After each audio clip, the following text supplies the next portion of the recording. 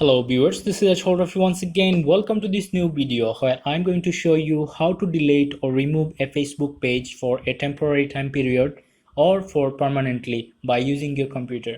So here I'm signed in with my Facebook account and we have to click here on page option and then click on your page, and here you will find all the pages that you manage, and then you have to select the page that you want to remove for a limited time or to remove it permanently. All right, so I want to work on this page, motivation squad, and after coming to this page you have to click on settings. If you want to remove this page for a limited time and you are planning to reactivate it and gain access to the page, then you have the option here, page visibility page. As you can see, the page is published. You just have to unpublish this one by clicking on edit and click on page unpublished, click on save change, and you'll have options to select why we are actually going to unpublish the page. So I'm going to select keep the first one as it is, the page isn't finished yet. So you'll have another option here.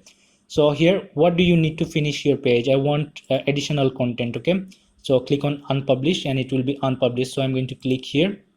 So if you want to expose this page in future to your audience on Facebook, then you just have to select this.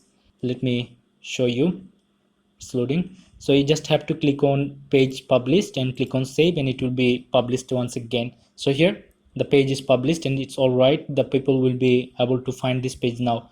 And now let me show you how to remove this page permanently from Facebook or delete this page permanently. Okay, so here's the option from settings. You have to go down here and here remove page, click on edit and permanently delete motivation squad. So this page will be permanently deleted if we just click here. So let me show you, click here. So here, once you delete a page, you will not be able to get it back.